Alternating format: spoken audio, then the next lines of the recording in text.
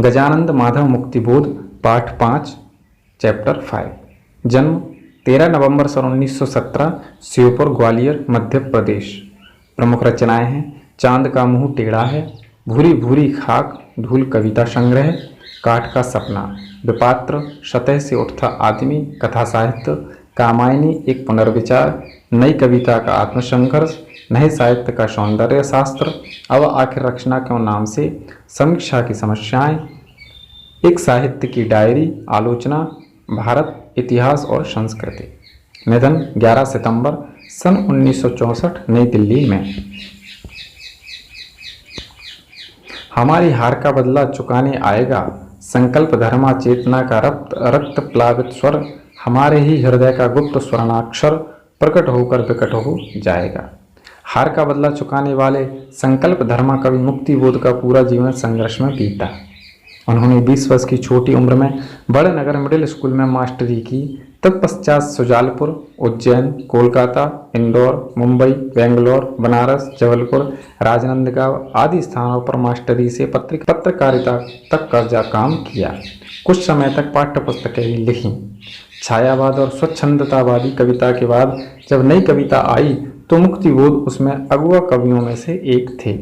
मराठी संरचना से प्रभावित लंबे वाक्यों ने उनकी कविता को आम पाठकों के लिए कठिन बनाया, लेकिन उनमें भावनात्मक और विचारात्मक ऊर्जा अटूट थी, जैसे कोई नैसर्गिक अनंत स्रोत हो जो कभी चुकता ही नहीं बल्कि लगातार अधिकाधिक वेग और तीव्रता के साथ उमड़ता चला आता है। यह ऊर्जा अनेक कल्पना चित्रों और फैंटेसियों का आकार ग्रहण कर लेती है। मुक्तिबोध की रचनात्मक ऊर्जा का एक बहुत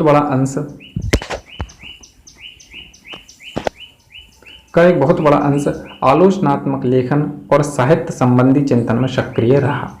वे एक समर्थ पत्रकार भी थे। इसके अलावा राजनीतिक विषयों, अंतर्राष्ट्रीय परिदृश्य तथा देश की आर्थिक समस्याओं पर लगातार लिखा है। कवि शमशेर बहादुर सिंह के शब्दों में उनकी कविता अद्भुत संकेतों भरी, जिज्ञासाओं से अस्थिर, कभी दूर से शोर मचाती, कभी कानों में चुपचाप राज की बातें कहती चलती है। हमारी बातें हमको सुनाती है, हम अपने को एकदम चकित होकर देखते हैं और पहले से अधिक पहचानने लगते हैं। मुक्तिबोध की कविताएं सामान्यतः बहुत लंबी होती हैं। उन्होंने जो भी अपेक्षाकृत छोटे आकार की कविताएं लिखी हैं उनमें से एक है संघर्ष स्वीकार है, जो भूरी भूरी खाक धूल में संकलित है। एक होता है स्वीकारना और दूसरा होता है सहर्ष स्वीकारना, यानी खुशी खुशी स्वीकार करना। यह कविता जीवन के सब दुख सुख, संघर्ष, अवसाद, उठापटक सम्यक भाव से अंगीकार करने की प्रेरणा देती है। कवि को जहाँ से यह प्रेरणा मिली, प्रेरणा के उस उत्स तक भी हमको ले जाती है। उस विशिष्ट व्यक्ति या सत्ता के इसी सहजता के चलते उसको स्वीकार किया था, कुछ इस तरह स्वीकार और आत्मसात किया था कि आज तक वह सामने नहीं भी है तो भी आसपास उसके होने का एहसास है। मुस्कान चांद ज्यों धरती पर रात भर, मुझ पर त्यों तुम्हारा भी खिलता वह चेहरा है।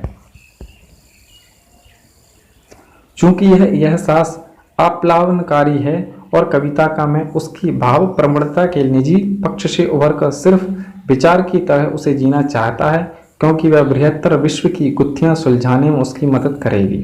वह दिवंगता माँ, पत्नी, बहन, सहचरी कोई भी हो सकती है। सहज स्नेह की ऊष्मा जब विरह में अग्निशिखा सी उद्दीप्त हो उठी है, थोड़ी थोड़ी सी निसंगता भी एकदम से जरूरी हो आई है और वह चाहने लगा है मोह मुक्ति। चाहने लगा है कि भूलने की प्रक्रिया एक अमावस की तरह उसके भीतर इस तरह घटित हो कि चांद जरा सा ओट खोले, अंधेरे से समानता हो तो चित्त की ताकत बढ़े। लगातार वह भौतिक और मानसिक अवलंब अंदर तक अज्ञात भय भी कायम करता है। ममता के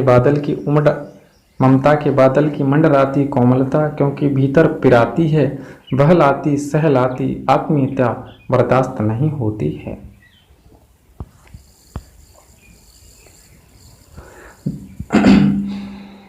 दृढ़ता और तदजन्य कठोरता भी बड़े मानव मूल्य हैं, इसलिए भूल जाना भी एक कला है, अति किसी चीज की अच्छी नहीं। हर समय की भावार्द्रता भी कमजोर करती है। अतिशय प्रकाश से आंखें चौंधियां जाती हैं, इसलिए किसी हद तक वरेण्य है। अंधेरा भी विस्मृति का अंधेरा। आदमी हरदम सब कुछ याद करता चले तो जीना भी मुश्किल हो जाए।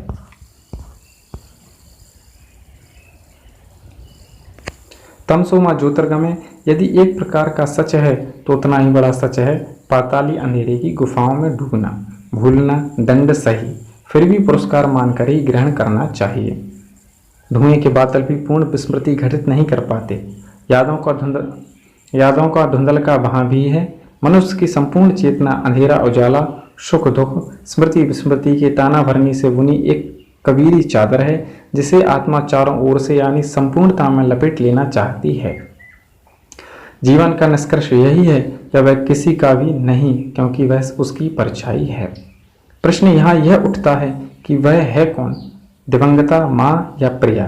बृहत्तर जीवन दर्शन जो ईश्वर निरपेक्ष होता हुआ भी उतना ही सर्वव्यापी और आप्लवनकारी है जितना कबीर के राम या वर्ड्सवर्थ की मातृमना प्रकृति यह गुत्थी ना भी सुलझे तो भी कविता अपनी मर्म स्पर्शिता और द्वंद्व विफलता के कारण उतनी ही संगत और विशिष्ट है। साधक और साध्य की एकात्मकता तेरा तुझको सौंपता का लागे है मोर वाला ऐसा निरहंकार विनय पारंपरिक साहित्य से इतर यानी आधुनिक कविता में कम ही दिखाई देता है। कविता है सहर्ष स्वीकार है। जिंदगी में जो कुछ है, जो भी है, सहर्ष स्वीकार है, इसलिए कि जो कुछ भी मेरा है वह तुम्हें प्यारा है।